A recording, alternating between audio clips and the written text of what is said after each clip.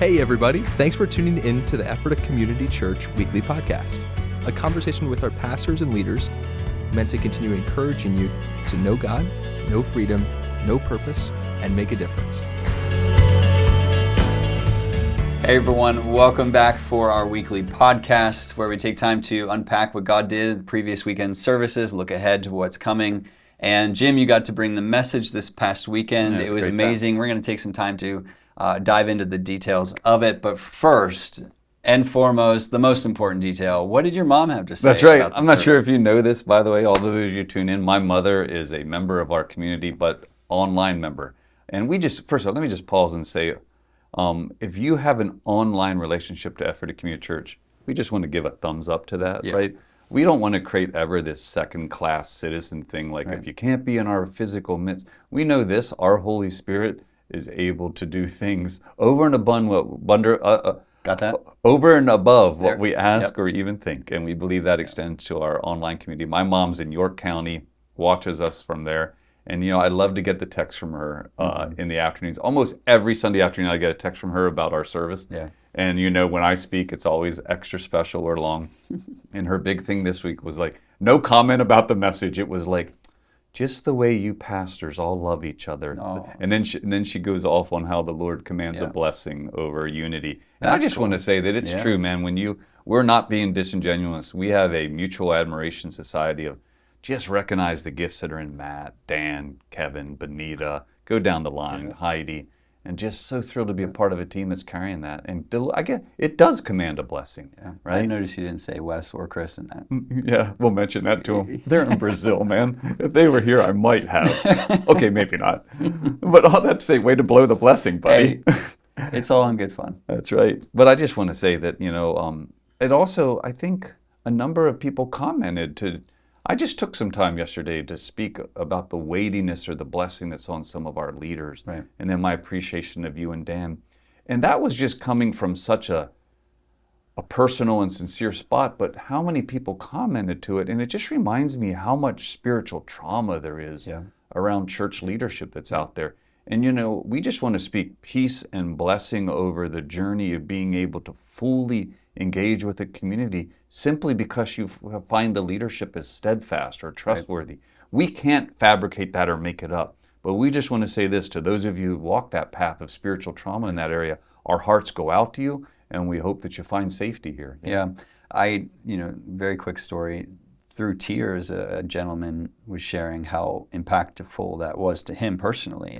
And him and I had a great talk, but I don't know, I left that conversation thinking wow, that really meant a lot. Disproportionate stimulus, right? Just to observe, you guys are just great, just the way you interact with each other is so, I don't know, just really endearing to people. They feel they can trust this place because of that. And so feel free to compliment me in front of everyone. Dude, anytime you want. That's the other thing. For the sake of the Spirit moving, of course. Yeah, and that's another thing. Sometimes people say, is big church needed? I just want to say this, that there's something where big fits where small doesn't sometimes. Sounds weird, but it's true. And small fits where big doesn't sometimes, in the sense of communities that have different callings. And big fits in a situation where we're able to have different personalities like the Kevins or the Matts or the Dans or the Benitas up front, who's going to be next week. Right. And that's one thing about big or a larger church is being able to offer multiple expressions that are able to bring about what the Lord's doing. And so deeply appreciative of all those characters. And I'm glad if it ministers to people. Well, speaking of, you just mentioned bring about what the Lord is doing. Yeah. People watching, there's a pretty elaborate process that goes into in and out of each weekend service. And in fact, this year, if you've been paying attention at all, this entire year was kind of determined from week one, which would be about Christ being formed in us, represented by us to the world around us, right? And so the representation of Christ being formed in us has been a huge theme this whole year. Mm-hmm. However, and I say that to say there's so many, we know weeks in advance who's speaking, what the theme's going to be and all that. But this past weekend wasn't necessarily like that. A little bit of a different experience. Mm-hmm. And so I thought it'd be fun if you'd share what that experience was, how it came about, for people watching. It's not always hey, we know exactly what we're saying and how it's going to go. Yeah. This one kind of came about differently. How'd that happen? I think it is important to talk about the ways of God, not just, the acts or like the way he went about pulling things off. I wasn't supposed to be speaking this weekend. We were supposed to have another speaker, but a series of events and just then schedule realignments pushed Dan forward 1 week. So Dan was supposed to be this weekend. We put him on last week. And then we were still holding out hope for the individual that was supposed to be filling that slot to cover for this weekend. Right. Then we made a decision that it wasn't a fit. So I found out in the week leading up. Now, I had given Kevin a hint, like, Kevin, if anything continues to go sideways is the wrong word to use in this situation, but it felt sideways at the moment. Now we're looking at it like, might have been the Lord in that. Sure. Right? I said, hey, man, I just want you to know I'd be available. And and here's why I said it to him. About 4 weeks ago, I've been meditating on something in my personal devotional life. And I'll just be very specific about what it is. I'm wrestling over what it means for God to put his name on a people. And that's also then linked scripturally to, he oftentimes links that to where my face is towards you, where my presence is with you, which is also then linked to, I will put my goodness or my glory in your presence, which is what I ended up talking about. So I was, due to some things we're believing in leadership that the Lord might have spoken to us about him putting his name on us, I had just in my personal times been reflecting on this. But about 4 weeks ago, I noticed something. I can tell the rare times in my personal devotional life where what I've been reflecting on is starting to get a corporate feeling to it. Like even when I'd be driving and thinking about it, I would realize I'm almost like teaching myself it. Like rather than just reflecting on it, I'm like, oh, there's a principle in that, and there's a principle in it. Find yourself preaching and teaching. It's funny. Like I'm actually there. My teaching gift towards myself is coming out. And then that's when I've learned through the years, it's like, hold a second. I wonder if the Lord's taking this out of my private place and pulling. And you have to be careful when you're an upfront leader that you don't do that all the time. That is not a healthy dynamic, right, dude? Right. I mean, you've been there, right? But every once in a while, the Lord will do this. And I felt it happening to where about 2 weeks ago, I turned to Rachel. We were on vacation in Ocean City, Maryland for a couple of days. And I said, hey, love, this is weird because this is reaching a point of something that feels like the Lord wants to minister it. And I looked at my schedule and like, I'm not due to be up front till December, and every other speaking thing I have between then and like the apologetics conference, it's a fixed topic or HSM curriculum, fixed. And I said, this is weird. Then all of a sudden this opportunity opens to share. So I don't want to, you got to be careful with what I'm about to say next, as if because that played out that way, I had the word of the Lord.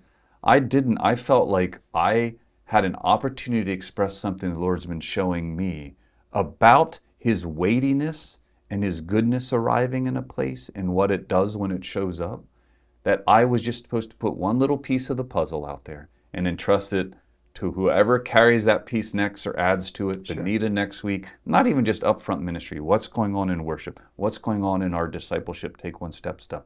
I think the Lord, and let me get straight to the point, I think the Lord is building a people that can handle more of his presence. I don't know how to put it any other way.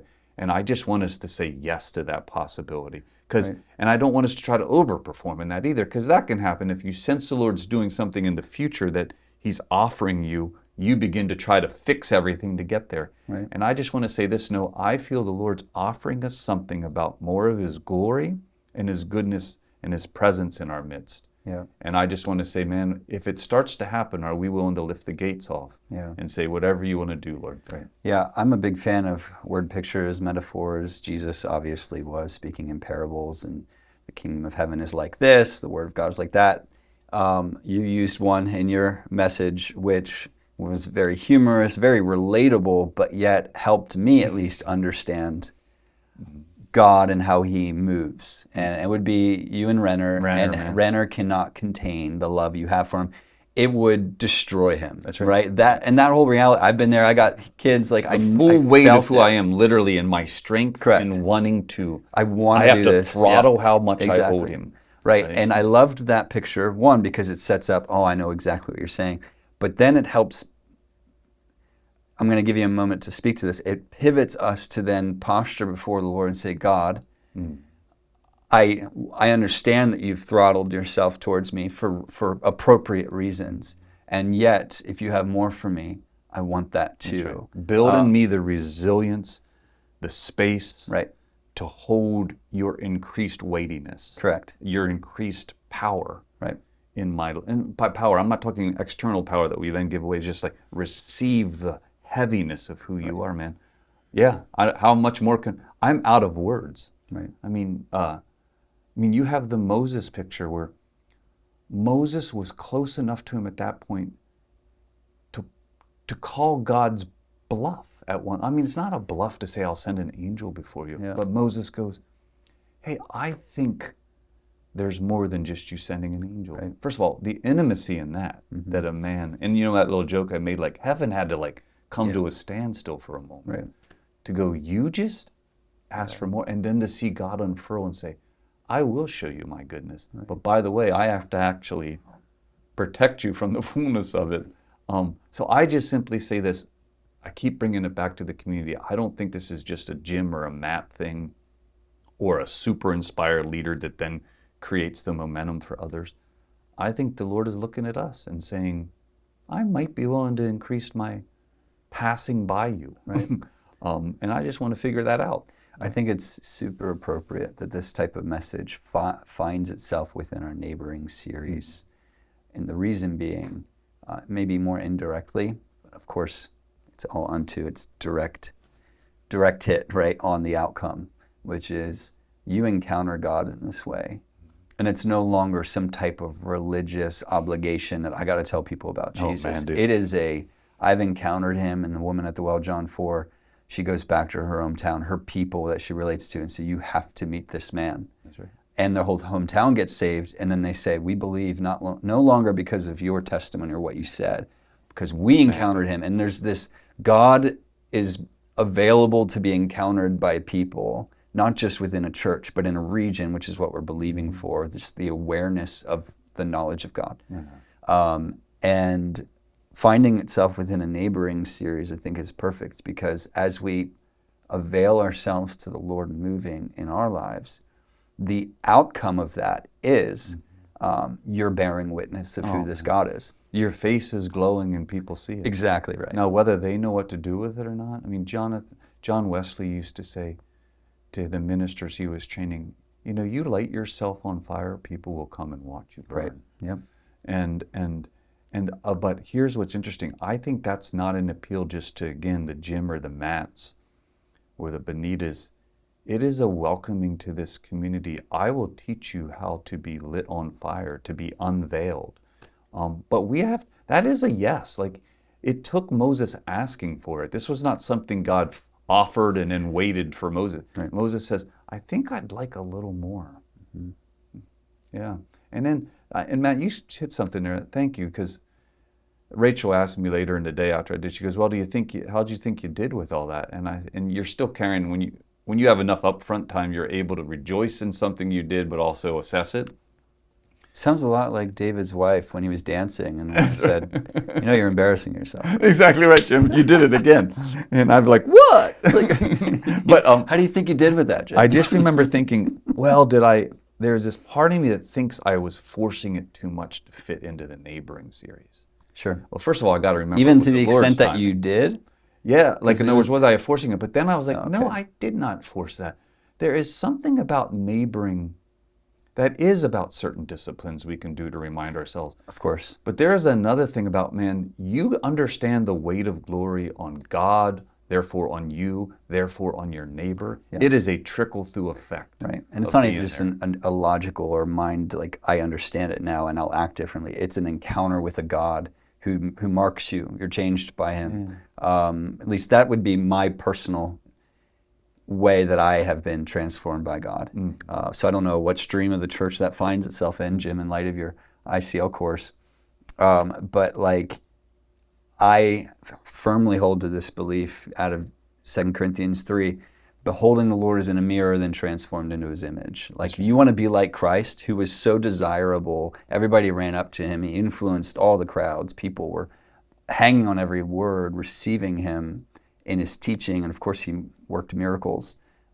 You want to be like Christ, representing the Father the way he did. Like, you need to behold him. That's right. It begins with, so we were postured as a church to say, Lord, reveal your glory to us.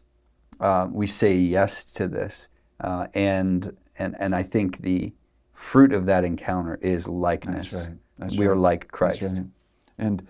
And it brought up another thing in me too, or at least in this season I am. Jim, you become like the people you hang out with. Right. And so even there, what if someone would have looked at Moses' glowing face and said, I wonder if I could have some of that. Yeah. Right? Like you go Joshua after. was like that. Yeah, Joshua did. I mean, Yep. here he is, and we're told clearly, Moses would go home from the tent meeting, Yep. and Joshua, the son of Nun, would still be sitting there Yep. eavesdropping. Exactly. He wanted it. Yeah. So when the leadership transition came, it's the first time in recorded human history we have a leadership transition. It's not based in nepotism, being the child of, or in a coup, a bloody coup. And it is because someone said, I think I can have something that guy has. Yeah, and it helps highlight what God prioritizes in people, which is a heart after his own. That's right. And that's one of the reasons I look at, taking one step or doing Connect Group. It's not just about, what will I learn from their freedom course? It's about being around God's people who are wrestling with freedom. It's not just about what I'm going to learn about the biblical foundations of the prophetic. Right. It's about being around a people who are wrestling God over prophetic ministry in this world. Right. And I could go on. It's not just about a Connect Group like, I wonder what their Connect Group format's about. It's about being around a people who understand the power of fellowship to bring security, resilience, and freedom. Mm-hmm. That is what we're saying yes to over and over. And so I just want to continue to reiterate, there is something about being a people together in this season. We even believe some of the words that are being released under this community are for the community, and that even those of us who want it, even this whole thing about God's, more of his goodness and glory and his presence in our midst this fall, I may not get to see it. Because it's not just about Jim Ehrman and his spiritual disciplines or his saying yes.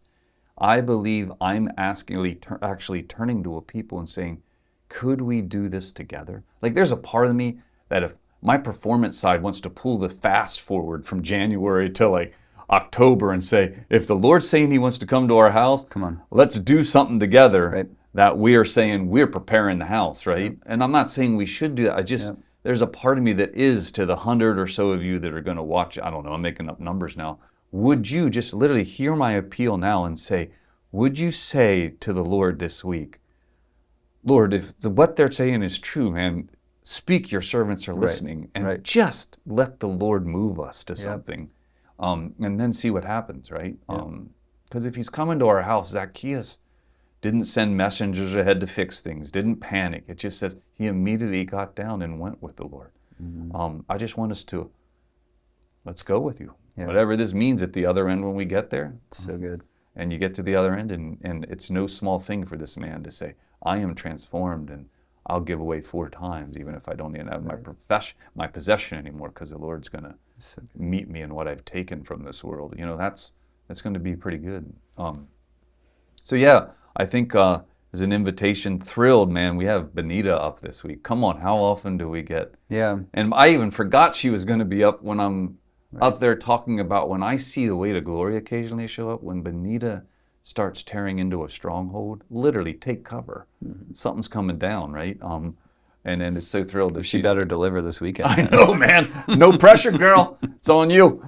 Oh, that's so good. So that is coming up. Are we starting a new series, or are we continuing on? Yeah, we're moving into the You Asked About Him series. Oh, that's right. Starts this week. And remember, that's the series where we wrote you and said, hey, we're trying to have Christ, we're staring at Christ to have him formed in us, right? So we're still in the Gospels.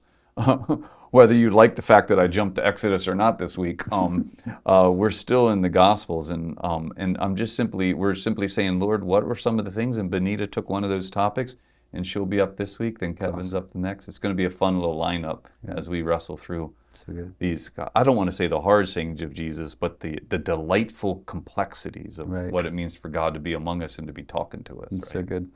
Excited about that. Thanks for your message. Art of neighboring. Push that thing weekend. Well, the group. Yeah. Well, we just launched our fall semester, but we have 2 groups that haven't launched yet. The Art of Neighboring, which will be up in a couple weeks. These are all on the groups page, the Take One Step page of our website. the growth group, the art of neighboring, and then the ICL course, Tim Valentino, Old Testament survey. And he's as good as it gets on it now. Yeah, so that'll be coming up in a couple weeks as well. That's the Institute for Christian Learning on the ECC page. You can find it there. Jim, thanks for the message this past weekend. You are above average, if I'll take it, dude. So myself. 74% or a 92, whichever one you mean, I'll take it. Thanks so much for tuning in this week. Look forward to being with you again next week. Take care. Hey, thanks again for joining us today. We hope that you've been encouraged by listening. You can listen to previous episodes, find additional resources, and of course, learn more about us at EphratACommunityChurch.com.